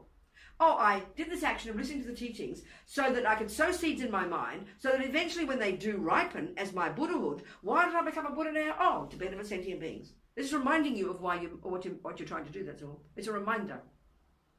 Do you understand? Yes, but what if on the street somebody asks me for food and I give the food? Yeah, then? No motivation or nothing. Well, then you make it a motivation. It's up to you. Got a mind, you make it a motivation. No, nothing. I don't have time to wait. I can't tell to this beggar, wait a little to do my motivation. No, you just have to practice it beforehand. You practice thinking. Okay. You're very funny. We know already. You've got to practice doing it, baby. Okay, listen. Okay, let's look into what it means, motivation, basically. We have to train our mind. At the moment, Buddha's saying, having this body of the five senses and having attachment, we are basically junkies. We're heroin addicts who are driven by the attachment to get heroin. And heroin is the five sense objects. So that's our motivation most of the time. Why do I move my body? Because I'm uncomfortable. I'm attached to comfort. Why do I eat? I'm attached to food. We do everything. Our motivation now, default motivation is attachment. Okay, it makes us sound like a monster, but it's just normal samsara. We also happen to have some love and kindness and generosity, like you just pointed out. But we have to train our mind to to not just have attachment, but to put another motivation in on top of the attachment, and then that is what makes our action powerful. Because the motivation, the reason you do an action is what causes that to be the seed that you plant. And the seed that you plant is the one that will bring the result. So I'll use a typical example. So, okay, let's look into karma in more detail. There's various ways our actions in mental and physical and verbal can ripen in the future. There are 4 ways. One is a type of rebirth. One is a tendency to keep doing it. One is to have it happen to you. You with me? And one is called an environmental result. So the main factor, so let's just say you have a simple action of a mouse in your kitchen and you're going to kill the mouse. All right? So then first of all, Buddha divides all our actions into simple, negative and positive. We've also got neutral, but we forget those. That's more sophisticated. We'll forget that. But mostly it's either we do negative actions or we do positive actions. We either have negative thoughts or we have positive thoughts. We don't realize that, but this is the way of dividing everything. So we have to learn what a negative thought is. We have to learn what a positive thought, obviously. So the negative ones, there's thousands that Buddha taught in his amazing view about the mind, but he narrows it all down to 3, and he calls them the 3 poisons. We all know these, we've heard about them. The 3 main states of mind that are the cause of all the rubbish, and these are the summary of all the other rubbish, all the other neurotic states of mind. And they're the 3, like I like to say the term in English is a good term, toxic emotions. Toxic emotions. There are 3 toxic emotions. So they've got a very intimate relationship. This is in high school now, okay? This is high school. So these 3 toxic emotions, which in the ordinary Western psychology sound kind of cute. They sound boring. We're so sophisticated, all these fancy words in modern psychology. But this is Buddhist psychology, and he hasn't changed in 2,500 years, either because he's stupid or because it works, So the 3 toxic emotions are the root delusion, the root neurosis, the root ignorance, there's many words. The root ridiculous state of mind is called ego grasping, which is this primordial, wrong sense of a concrete, ridiculous, fear-based sense of a separate me. So primordial, so deep in our mind. We cannot even recognize it. We don't have equivalent in modern psychology. On the basis of that ridiculous root delusion, root neurosis, root toxic emotion that's so primordial, we then have effectively the main one in daily life, and that's called attachment. Now this sounds so boring to us because it's such a simple word, but for the Buddha this is unbelievably powerful to understand attachment. Not our view of attachment, his view of attachment. Lama Yeshe said, I can tell you about attachment for 1 whole year. We will never begin to understand it until we go more deeply inside. So this is huge for the Buddha. And effectively, in the Four Noble Truths, Buddha teaches that the main source of all our suffering in daily life is attachment. Now this is weird for us. We just don't get this. We think everybody else is the main cause of my suffering. To think that my mind is the main cause of my suffering is like a joke. So what's attachment? We have to understand this. So if we first understand karma that we make ourselves, and now in high school, we have to learn about the mind, and we have to understand attachment. And if we don't understand attachment, you can't even pretend to be a Buddhist, So what's attachment?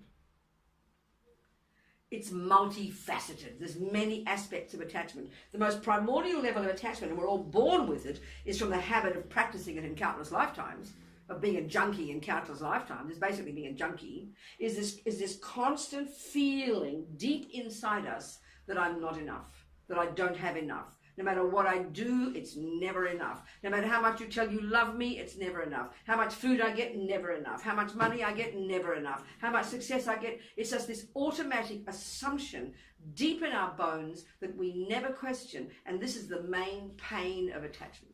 This is the result of practicing it for so long. Then naturally, because I'm always dissatisfied and I always think I haven't got enough, what do? I'm hungry. The next level of attachment is this emotional hunger for something out there. And it's going to be the objects of the 5 senses. It's pretty obvious. Bodies, handbags, food, money, not just those things, but that's the most gross level, the most obvious level. So we spend our lives, you think about it, we spend our lives trying to find the right objects, the right sound, the right smell, the right person, the right event, the right words, the right everything, such that when I get it, it'll give me nice feelings. That's it. And that's attachment's job, to find objects such that when I have contact with them, I will feel nice. That's what we spend our lives doing, because we're junkies for good feelings. We're junkies for happy feelings. That's it. So then the next part of attachment, you know, you're hungry, you feel like you're missing something, so you get hungry, you manipulate to get something, you get it, and then attachment, this is its main problem. Attachment exaggerates the deliciousness of that thing. And then it looks delicious, and you believe when I get it, I'll get happy. And then it causes us to manipulate, to be control freaks, to get the thing, get the event, get the idea, get the whatever, because we believe when I get that, I'll get happy. That's basically how attachment works, and it's every millisecond of the day running us like a motor. So putting it more brutally, attachment basically is this frantic craving every second to, other way to say it, is to get what I want every second, basically. It's got to get what I want, not what you want. If you agree with me, then you're fine. But it's got to be what I want, the right taste, the right smell, the right word. Do you understand what I'm saying? It's really just this incredible, self-centered, panic-stricken junkie. That's attachment, and it's there all the time. We have love and compassion on top. That's fortunate. Otherwise, you'd be a murderer and a rapist and a terrorist, you know. At least we can access our virtue. That's our saving grace, our kindness, our love, and our compassion. Do you understand? But it's there all the time. This is what Buddha means by being in samsara, and it's underneath everything all the time. And then the millisecond it doesn't get what it wants. That's the third one. That's called anger.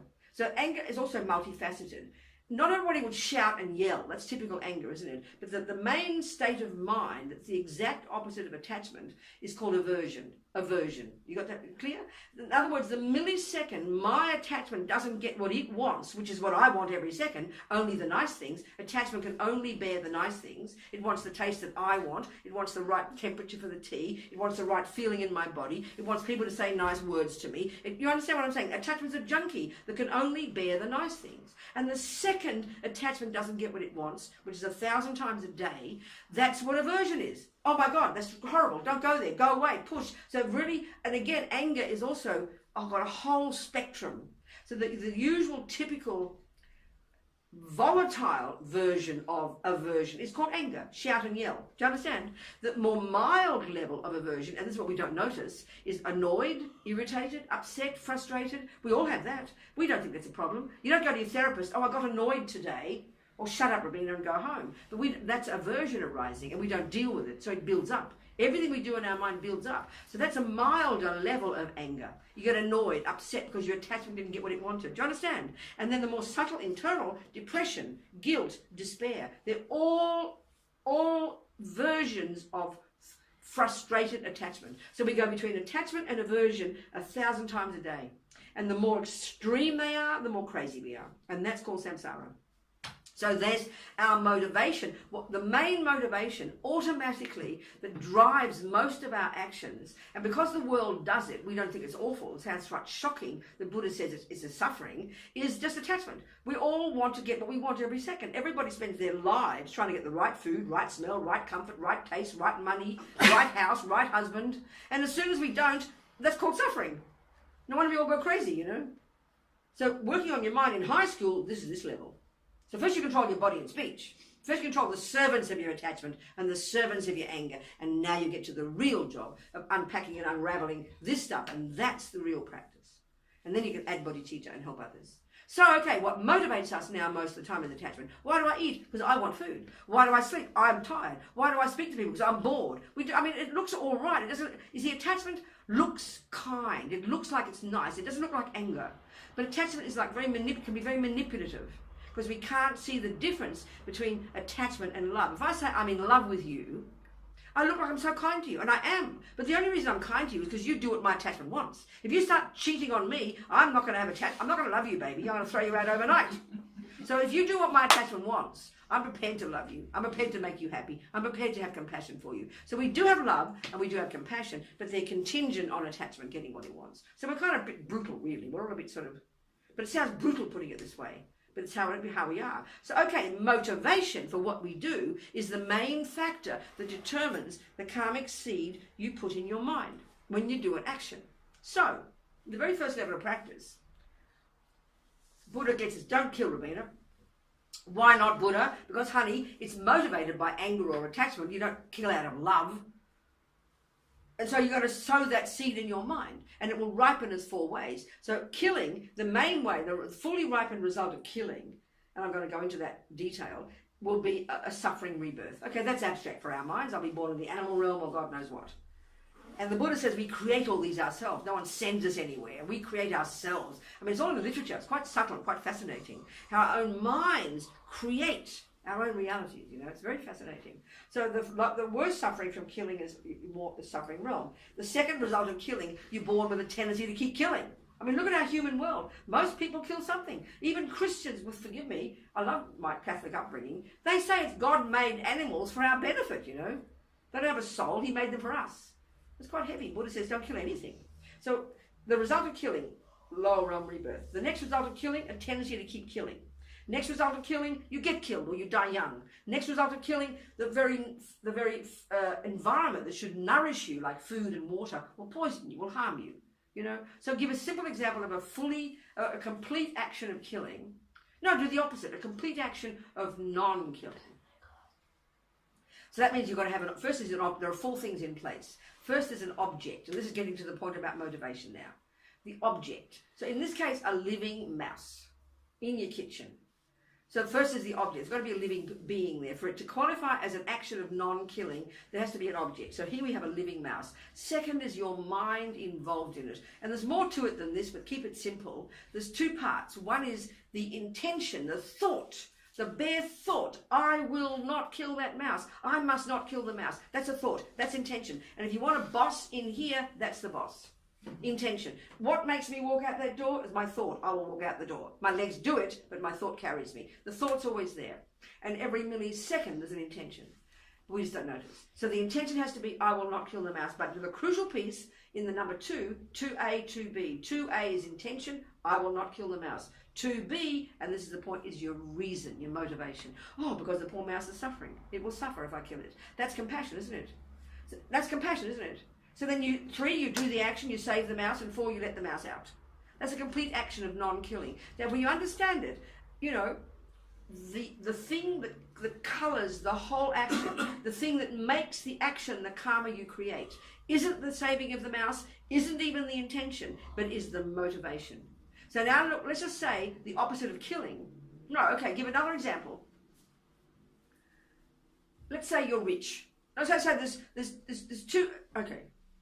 Even a virtuous action can have a bad motivation, and that's what makes it negative karma. Let's say you're rich and I want your money, but you think I love you. I'm so kind, I'm kind to you, I'm generous, I give you things. And of course, my motivation is obvious, it's really lousy, isn't it? I'm manipulating you, but I look like I'm being kind. So so I give you 20 euros, let's say.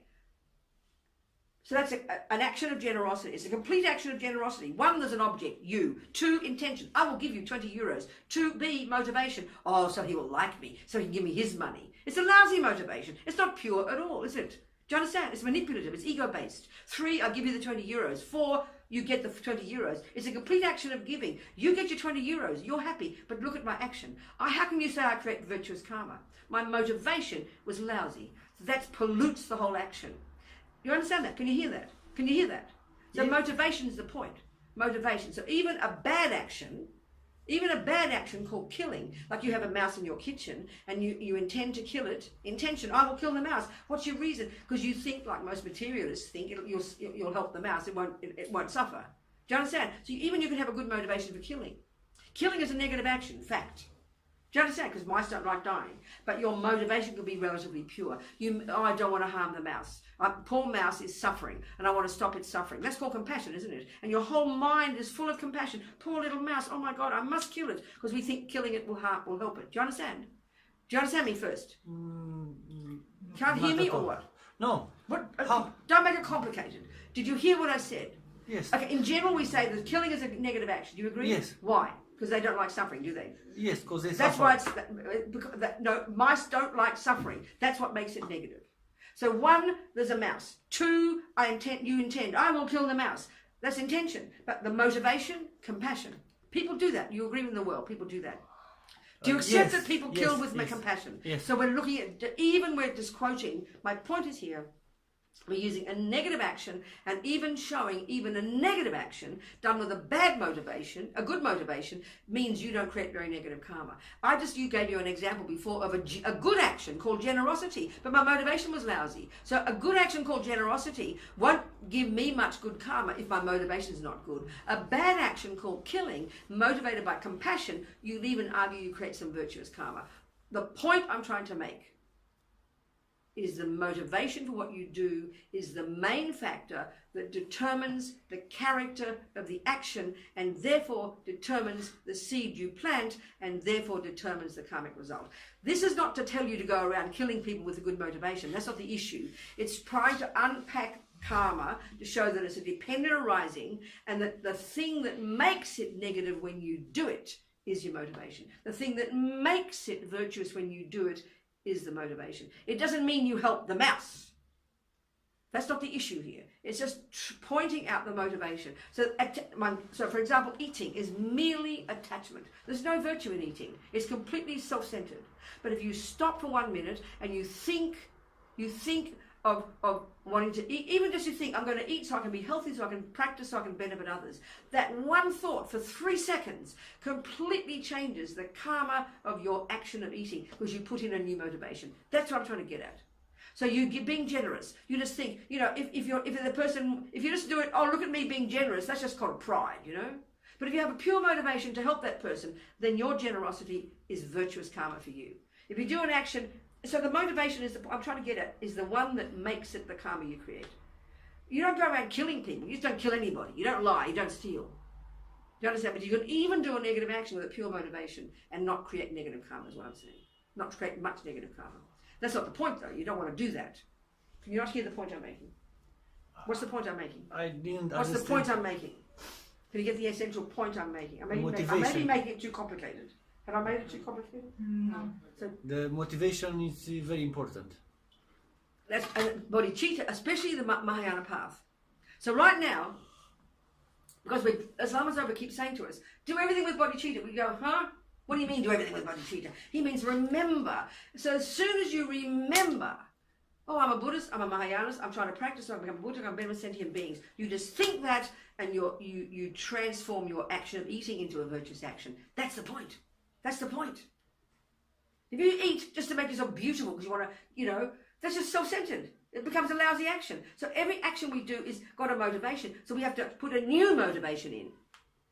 Then that's the Bodhisattva approach. It's easy to make everything you do a virtuous action by remembering to do it with the thought, why am I sleeping? So I can be healthy, so I can get up next day, so I can help people. Why am I doing this? It's like a long-term one, but it's very intelligent. It's just unpacking your thoughts, that's all.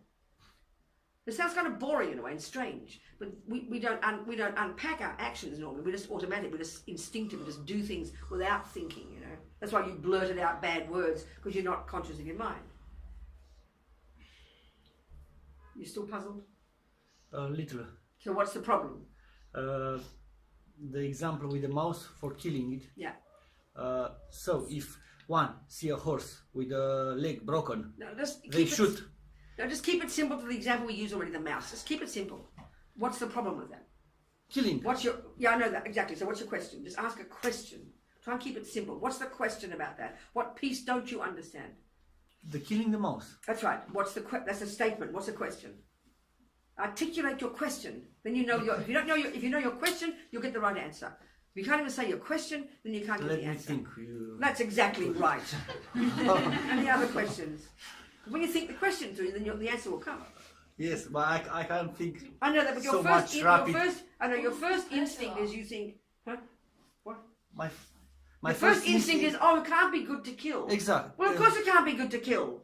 It's not good to kill. Exactly. But it's not good to kill. It's Yes. not good to kill. But this is proving emptiness. That even an action that does harm another, if your motivation's okay, you've got to think about the meaning. Okay, listen, how about this? There's two people killing. Let's say I hate mice. And I have anger. Can you imagine that? And then you're sweet and you have compassion. There's one you crying with compassion for the little mouse. And there's me, the mouse, I'm going to rip its, I hate mice. Full of anger. So, okay, the point about karma is you do something to your mind. What are you doing to your mind as you're thinking about this? What's happening in your mind? What's it called? I told you before. What's it called? What's in your mind, mainly? Motivation. No, Jesus. What was in your mind? I said you've got compassion. Yes. So your compassion. You're going, oh, the poor little, you've got tears, the little She mouse. suffer. Yeah, and you've got real compassion. Yes. Can you hear that? Can you hear that? God Almighty, can you hear that your mind has got compassion in it? What are you doing to your mind if you have compassion in it? That's good, isn't it? Isn't that good? Isn't the whole of your mind full of compassion? Stop for a minute before the action you do. I don't understand. Holy God, what you done to understand? Ia, dă un exemplu. Tu ești cel care are compasiune și Da, plângi și plâng la pentru ele, exact. Și asta înseamnă Că am propriu-zis compasiune. că ai compasiune Can you pentru see, el. if you're sitting Și with asta ce compassion? înseamnă pentru mintea ta dacă are compasiune? Ce înseamnă asta? Că e... Okay, so listen to me. Come back. There are two mice there. And there's two people here. One is you, one is me. You're crying with compassion, and I'm angry. Can you see the difference between those two people? Yes. So forget what the action of killing the mouse. What are they doing to their minds? What are you doing to your mind? What's happening in your mind? Compassion. Yeah, and that's good. And isn't it? anger. No, yeah. What's that? Compassion's good, isn't it? Yes. And you want more of compassion, don't you? And you're pure, and you're creating good causes by having compassion, aren't you? Yes. You're purifying your mind, aren't you? Having compassion. You're creating virtuous karma, having compassion, aren't you? Do you accept that? Can you hear that? You just did as you're thinking compassion, your mind is being virtuous. Would you agree? And that means you're creating good karma, don't you? Yes. Do you agree with that? And what am I doing with my mind? I'm angry, I'm raging, I want to kill this mouse, I Bad hate this karma. mouse. What am I doing to my mind? Bad karma. Really bad, isn't it? Heavy. Yes. I'm poisoning myself, aren't you? You're Yes. purifying yourself and I'm poisoning myself. That's the point about motivation. Incidentally, we'll both kill a mouse. Incidentally, we will both kill a mouse. You're mistaken. You're wrong to kill the mouse out of compassion. But to yourself, you're already doing something virtuous. For me, look what I'm doing to myself. Unbelievable. Now listen, your mouse might go to the lower realms after you kill it. My mouse, because it hears somebody's Buddhist mantra, as I'm killing it with violence, my mouse might hear a Buddhist mantra and he'll suddenly trigger a virtuous karmic seed and go to the Pure Lands. My mouse is lucky, but look at the karma I create because of what's in my mind. Look at the karma you create because of what's in your mind. The point is, it's about the mind and what you think. It doesn't mean it's good to kill mice out of compassion. You're stupid to kill mice out of compassion because you don't have wisdom. Compassion's not enough. You've got to have wisdom. It's the point I'm making is what goes on in our mind is the starting point and finally is everything. So fix your behavior. Don't stop killing mouse, please. Yes. It's just to make the point that what your mind is doing. You might be foolish. That's another discussion. I mean, you understand the point. So Buddha, he doesn't say go around killing with compassion. Just, I'm making the example. So we've got to be aware of our mind. Fine to have compassion, but you're just stupid to kill the mouse because you just send it from the frying pan into the fire. So you've got to have wisdom. That's what compassion really needs. Compassion on its own is not enough. But the point is, so that's an example there. So, with day-to-day life. So eating is attachment. Eating has no virtue. Sleeping has no virtue. You become just an animal, you become ignorant. They've got no virtue, those actions, and they're motivated by attachment. We just take it for granted. But suddenly you just decide, I'm going to sleep because I want to be healthy, so I'll get up next morning and do my job and be kind to people. Straight away you change your motivation. Straight away your sleep becomes a virtuous action. Right there, just because you thought differently. That's the power of motivation. Can you hear that now? Yes, thank you. Good, thank you. Thank you Any very questions? much. Any more questions? What, Tommy? What does he say? You are Geshe-la. Sweet, isn't it? Okay. Yeah. I know I sound like one, don't I? Bossy. What's your question, Noel? That's fine. What's your question, Noel? I have a problem with something. Go for it. I was in a holiday and I was in this hotel in a foreign country, and this hotel has next to the bed the teachings of Buddha. That's right. In the form of a book. Oh yeah. So my holiday ended, so I went home and I wanted to take the book.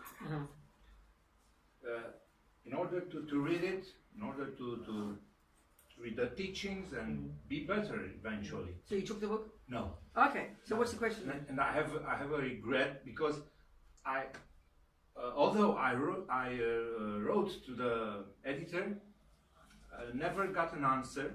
What was the? Okay. So what's the question? It's about the things that I didn't do. I didn't sleep. I didn't took the book. That's good. Yes. So where's the problem? I would like to take the book But because you can't take it. It was stealing. Why would you want to steal a book? yes, basically it was stealing, but it was good for me. I know, but I'm really getting complicated now. What's your question? What's the question? It was stealing, and that's it, or it was the motivation. No, you haven't. That's stealing. no. It's a self-centered. You had a self-centered motivation. You just go and buy a book. You just can be mean. To steal a Buddhist book is heavier than, even with a good motivation. I think the power of the object makes it even stronger. That would have been very negative. I'm glad you didn't, but you wanted to. That's a very weird question you have. But you just buy, there's millions of Buddhist books around. But no, that in that case, because of the object, which is a book about spiritual teachings, I think they say some actions, the object is quite heavy, it's quite powerful. So even your motivation might have been sort of pure, but it's not that pure. You're just being mean. You're just being selfish. Okay, you wanted to study, well go and buy one. It's cheap and easy. So I would say that's not so cool. Amazon. Tell us, we'll find the book for you. That's right. Any other questions, people? Any other questions? We can talk about lay vows now if you like. Talk about the power of vows now, I think it's important. No, I have one. Go down yes. About motivation. Go on then go. Motivația contează și cum este pusă, adică, de exemplu, cum a spus ea, $20 dau. Okay. Celălalt vede ca o motivație bună, dar e un... mă refer la... Oh, look at that. Hai să mă Thank you. gândesc. Thank you, I have a nut. Go on. He needs to The think, so example. you Go on. can eat Question. it. Okay. Question. A good motivation for me help me be better. So I work in the morning and I say Just keep, you always want to tell stories. no. Yeah, excuse me. Okay. Excuse me. Okay. Stop. Okay. Ask a question. Okay. Just keep it simple. Only words I want you to ask a question. of motivation I want you to ask a question. That's got make no me subject. better. That's the question. That's not, you had no subject in the question. This is a statement. Pe română. What's his question? Thank you. Deci, What's your question? dacă spun cuvintele, dar nu le simt. Come on, quick, please. What's your question? Okay. What's his question? So if I say the words, What word? But- The motivation. I say the motivation, but I don't feel it. It is. I think you can answer your own questions. Come on, you ask too many questions now. Be quiet. Okay. You can answer your own question. You're not stupid. Any other questions? Let me talk about vows now. So, all of these things that I'm talking here are pointing out the power of the mind, are pointing out the absolute centrality of the mind in everything we do. But Buddha doesn't get us to understand that in the beginning because we're not advanced. He just gets us to control he gets us in the beginning to control the servants of our mind. That's a good way to put it, isn't it? The servants of your mind are what? Are what? What's the servants of your mind? The servant of my mind. What's the servants of your mind? A servant. A servant. Do you know the word a servant? Yes. I've been using that term many times. Do you understand me? What are the servants of your mind? Your body and speech. Yes. You didn't say it, so you didn't understand. Now you do. So he gets us to control the servants of our mind. And so I'm glad you didn't steal, just as well. To control your body and control your speech. This is already huge and amazing. And at the very least, when you die, if you live controlling your body, controlling your speech, not harming sentient beings, you can die a happy mind. You're guaranteed to get another decent human rebirth. That's the point about that. Then you go next level where you start to get to the mind itself, and then you start to get renunciation. You give up attachment. That's profound. And then you go to the compassion wing where you now practice bodhicitta. It's one step at a time, you know. So in the junior school level, when you take refuge, the next thing you can do is you take the 5 layperson's vows. Okay, so Buddha loves his vows. So psychologically, they're said to be so powerful to live in vows. So this is something very interesting. The Buddha would say that vows are like this subtle physical energy that clairvoyant people can see. It's so extraordinary. So then these 5 vows, this very first level of practice, junior school and high school, controlling your body, speech and mind, is called the practice of individual liberation, which is patimokkha, and it's the very first level of practice. You control your body, speech and mind, and if you just practice that only, you'd achieve your own liberation and you get out of the mess. Then you go to the bodhisattva vows, where you know how to practice vows to help others. This is the first level, and you are the main beneficiary of these vows and of this level of practice. It's for your sake that you control your body and speech. It's for your sake you don't steal and lie and kill. It's for your sake. You are the beneficiary. It's really important to understand this. So okay, what are the 5 vows? It's the same as those, I mentioned before 7 things. It's actually a little list at the very beginning. There's not commitments or vows, it's just Buddha's general advice, you know. This first thing is called the 10 non-virtues.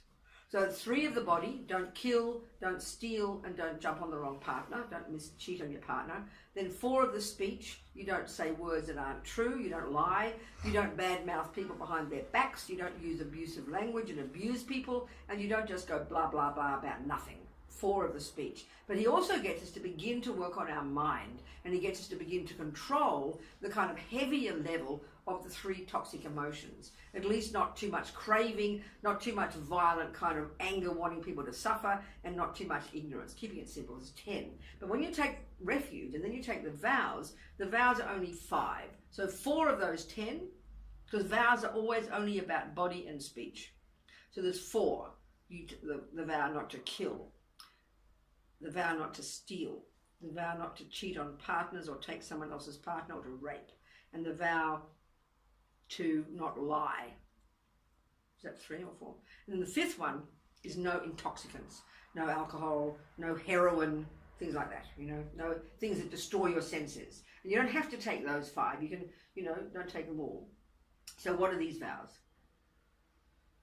So the vow not to kill is that you vow not to kill any human being. So and then you break that in a major way if you kill a human being. So when you break a vow, it's quite heavy. You know you've got a vow, you don't care, you happily do it, and you have no interest in fixing it. So that's quite strong. Usually we don't do it like that, you know. So you break, if you do that with a human, you break the vow in a major way. You break all the vows at the root, and you have to take them again. You break in a minor way if you kill any other creature with intention, not caring, no interest in fixing it, you know. And then you have to purify.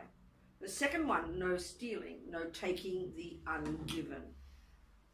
You break in a major way if you steal anything of value to someone else. And you break in a minor way, and you break at the root, take them again, and if you break in a minor way, you're just taking anything that hasn't been given to you. And this is a really good discipline. I think we take things a lot, you know. Look at computers, downloading movies, downloading things that don't belong to us. There's a really good discipline, I think, to really watch this one. Not even a flower. You know, don't take anything that hasn't been offered. And keep remembering, why would you take a vow? Because you are fixing, because it's for your benefit. This is the point. No lying, you lie in a major way. If you lie about your spiritual attainments, you lie in a minor way if you say anything to mislead somebody, you know. And then alcohol means just you take any alcohol at all, you break it. And cheating on your partners, you know, or cheating on someone else's partner. So basically, the point about a vow is this. Buddha loves his vows. And I find this very powerful. You've got to think about it. It doesn't sound logical to us initially. But as Lama Zopa said, this is a really crucial thing now to understand. As Lama Zopa said, you could have one person doing lots of spiritual practice every day, but merely even not having a vow not to kill. And you have another person who's merely got a vow not to kill and is keeping their vow purely and is not doing much other spiritual practice. He says the second person is one, creating infinite more virtuous karma, dropping virtuous karmic seeds into their karmic seed, you know, bank vault. Buddha doesn't talk about bank vaults, but I like the analogy. Every second you're keeping a vow, you're dropping karmic seeds into your mind stream, virtuous karmic seeds. And you are purifying, like you're putting an atomic bomb under the habit, for example, to kill. So living in vows is said to be so powerful. So the second person, without doing much practice, just by living in a vow, because the point that Buddha makes is, vows are so powerful that when you're keeping the vow every second you've got that vow, 24 hours a day, you're putting virtuous seeds in your mind of not killing, and 24 hours a day, you're purifying your mind. And the point is this.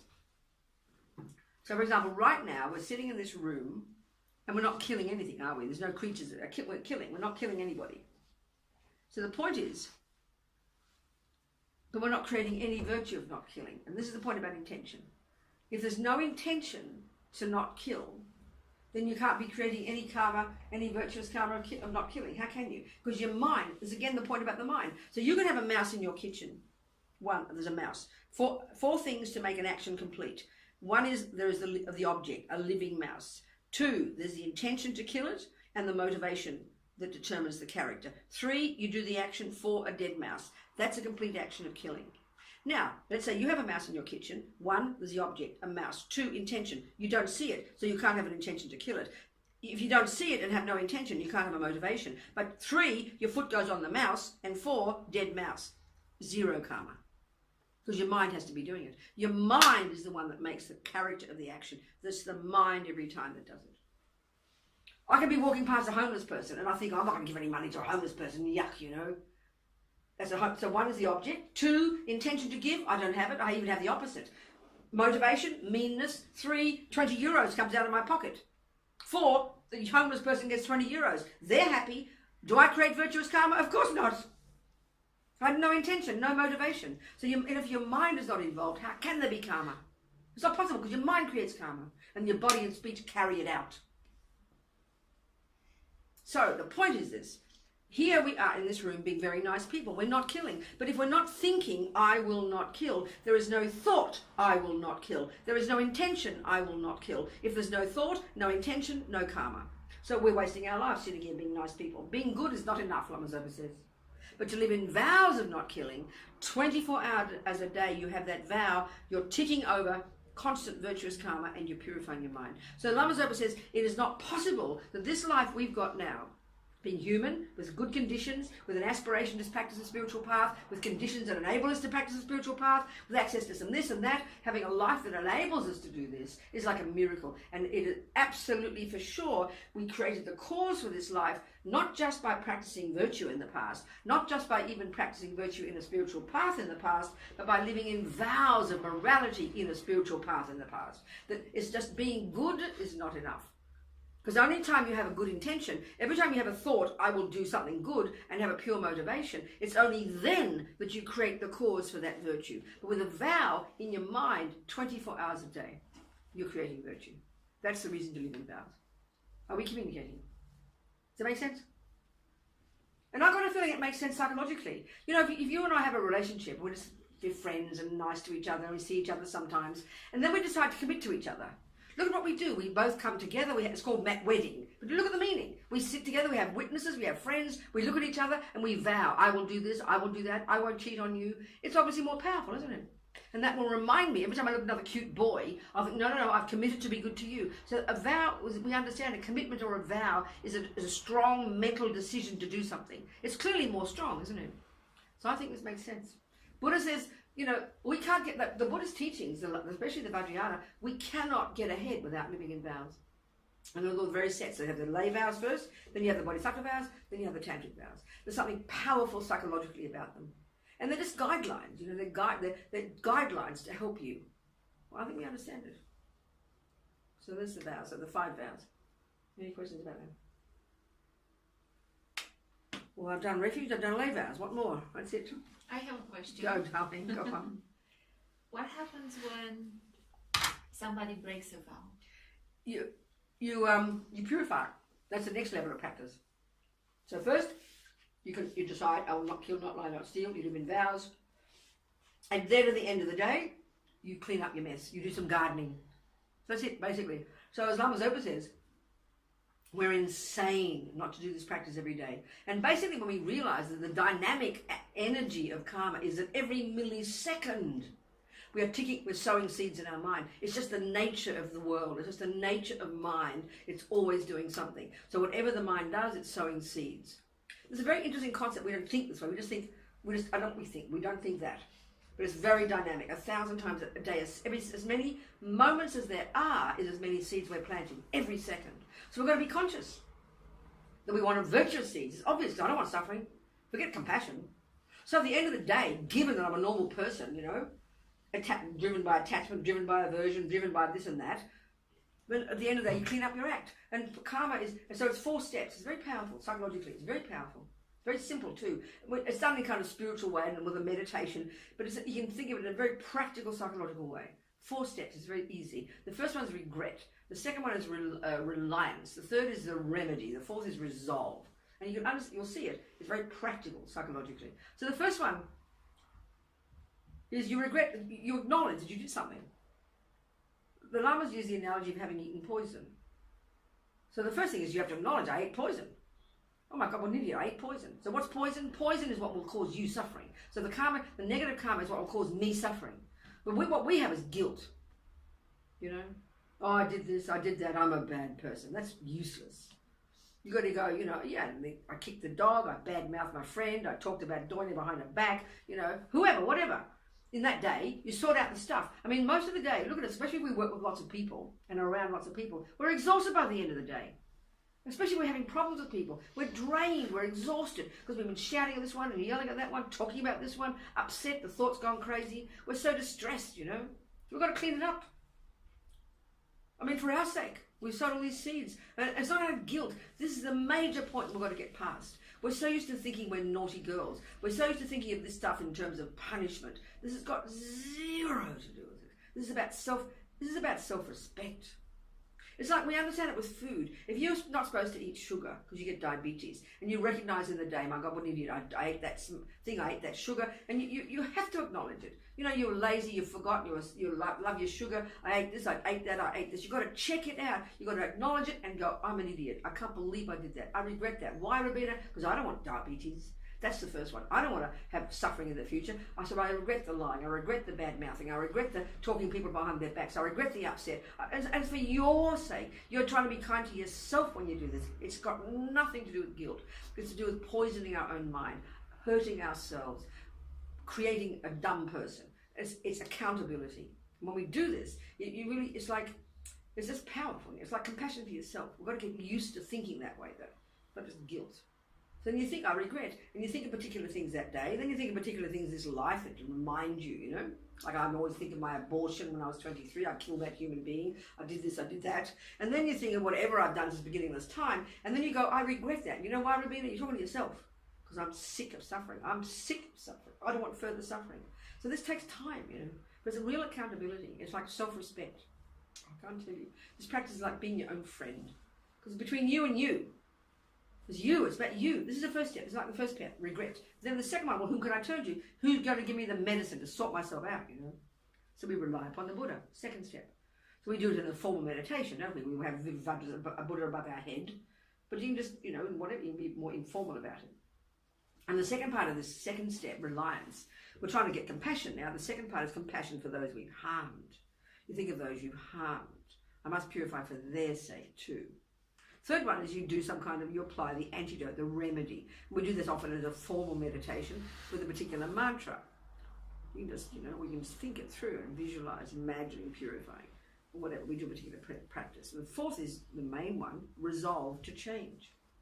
You regret the dumb thing you did because you're sick of suffering. You have compassion. You do the practice. And the fourth is you resolve to change.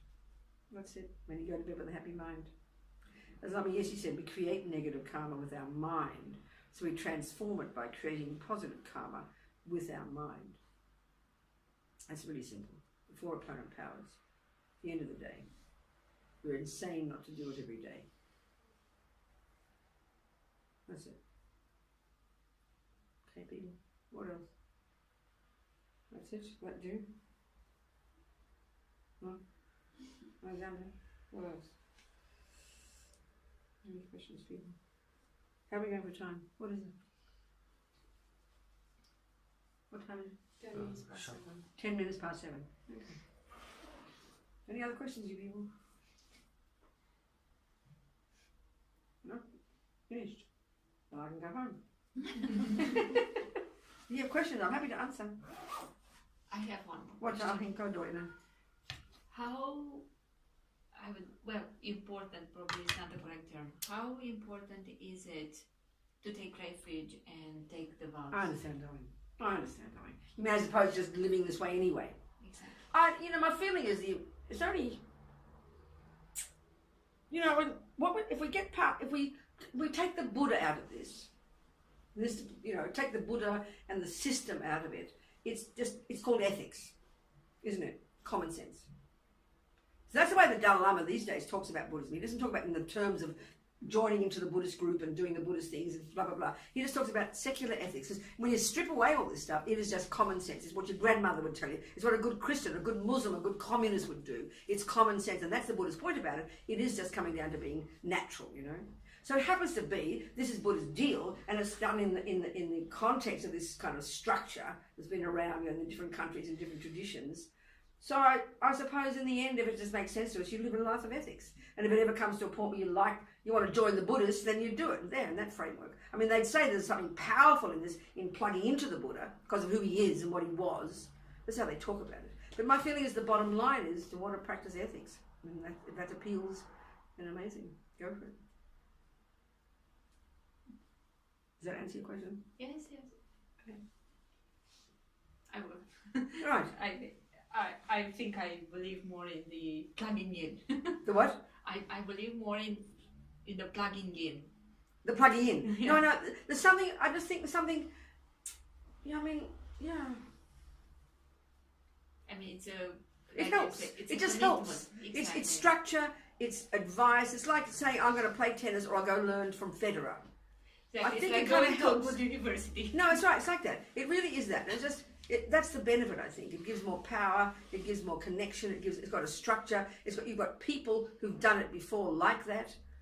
And I think it's just in that way. But we do that as and when we're ready. You know. Yeah, I think so. Okay, so we're finished. We dedicate. So we began by saying, why are we sitting here together?